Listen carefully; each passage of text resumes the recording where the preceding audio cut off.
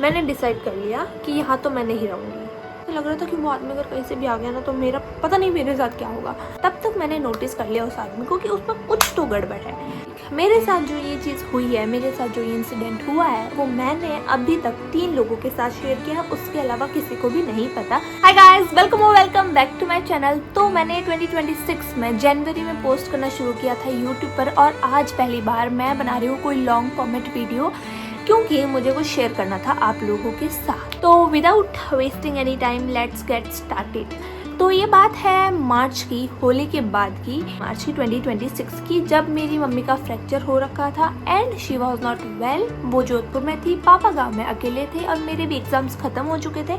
तो मैं गई थी वहाँ ताकि आए मतलब सपोर्ट पापा, क्योंकि हमारी दुकान है, होटल भी है, तो और फिर खाना वाना सब कुछ पापा अकेले नहीं देख सकते। तो मैं गई थी कि एक दिन जब मैं, और अभी देखो तुम्हें पहले मैं बता देती हूँ कि हमारी होटल में ऐसा होता है कि मतलब नाइट स्टे करते हैं लोग, रूम वूम नहीं है, ऐसे माछे लगे हुए हैं, और मतलब ऐसा है कि सो और सुबह उठो पैसे दो, क्योंकि ऑफकोर्स उसी के लिए तो बिजनेस शुरू किया था।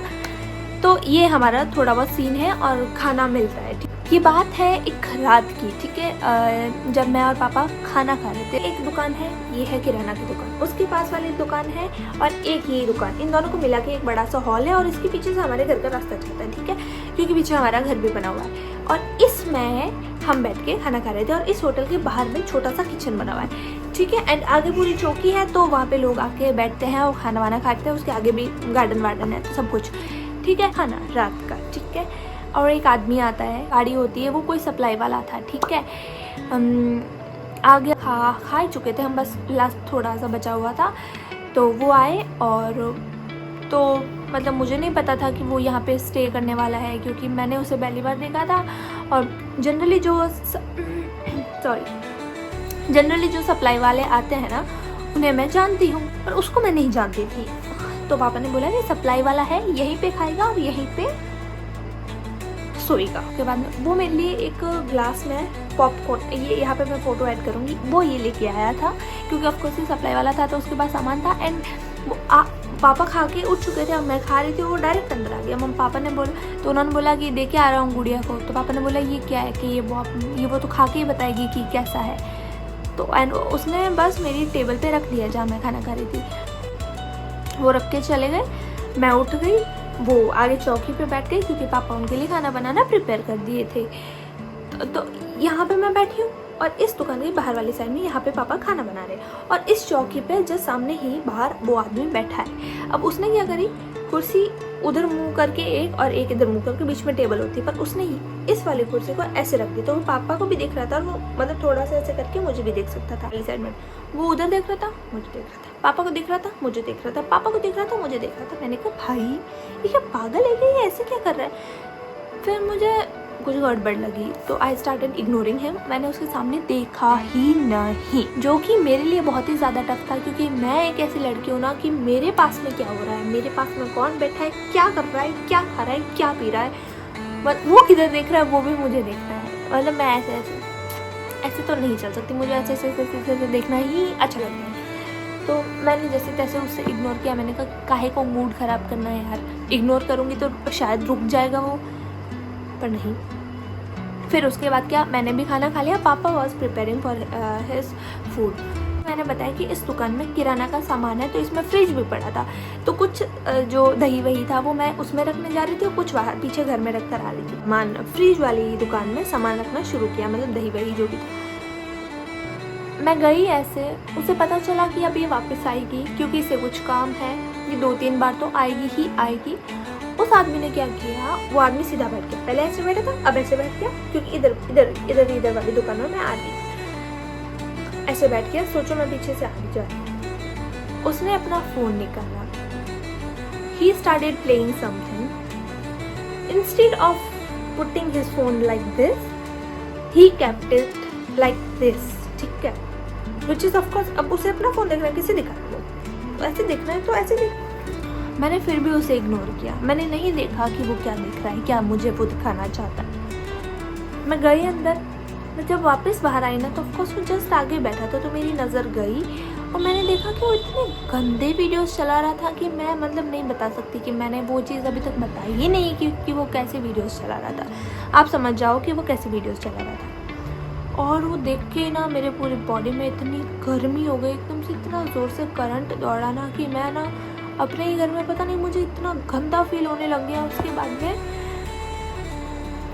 मैं अपना सामान वापस से रख रही थी और मैंने देखा कि वो फिर भी वही वीडियो देख रहा है, और वो ऐसे नहीं रख रहा है, वो बदतमीज़ ऐसे खुद नहीं दिख रहा, वो ऐसे रख रहा है। ही वांट कि मैं भी देखूँ वो चीज़ कि वो क्या देख रहा है। उसके बाद मैंने अपना सामान रखा, उसके बाद मैं अंदर चली गई, मैं अंदर वाला सामान रखने चली गई। मैं अंदर ही रही काफ़ी टाइम तक, बर्तन धुले वगैरह सब कुछ सही रखा। उसके बाद में ये जो 2 दुकानें हैं ना, इसके पीछे भी 2 दुकानें और हैं जिसके बीच में पार्टीशन है, इधर छोटा सा गेट है। तो मैं यहाँ सोती हूँ, पापा यहाँ सोते हैं, और जो भी कोई आएगा तो वो यहाँ फिर बाहर भी सो सकता है उससे चाहिए तो व्हाट आई सॉ वाज कि पापा ने उसके बिस्तर लगा दिए इस वाली दुकान में। मैं तो यहीं पे सोती हूँ रोज़, तो हमारे बीच में दीवार थी तो कोई प्रॉब्लम नहीं थी। सारा सामान वामान रखा।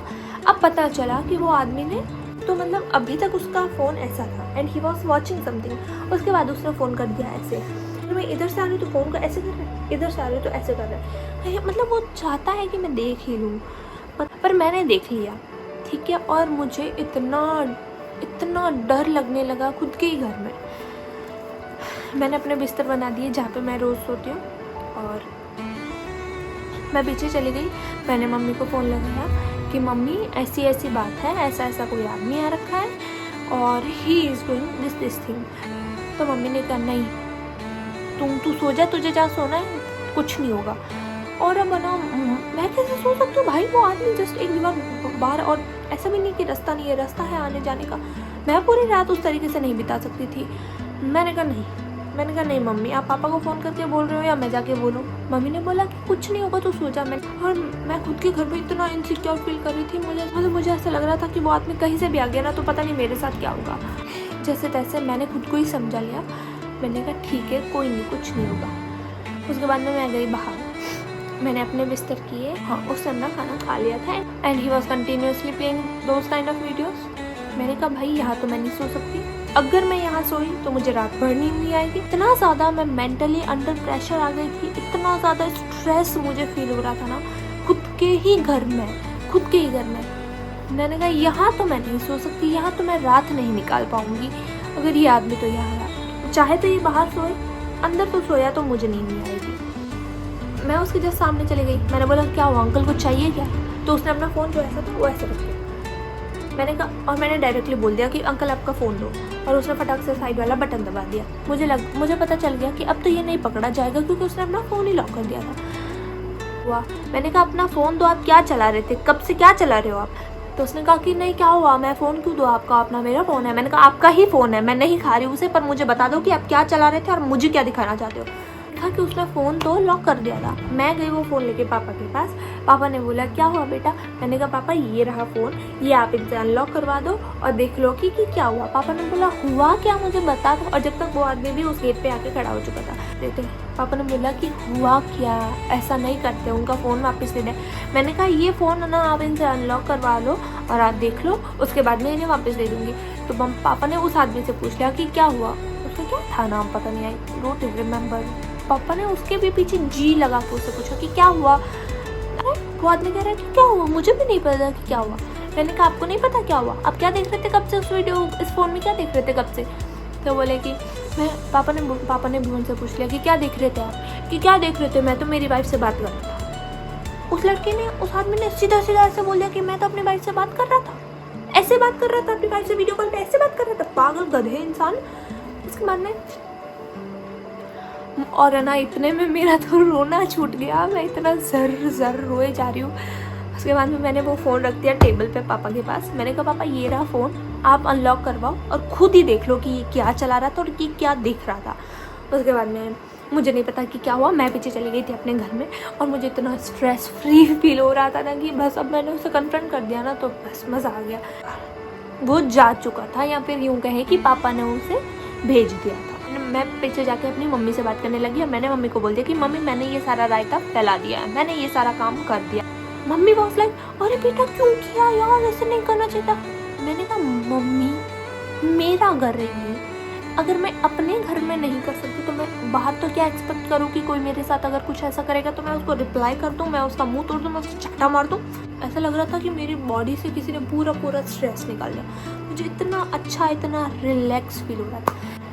तो फिर बस वो आदमी चला गया और this is how I and it up. That's it for today. Okay, bye. See you in the next video.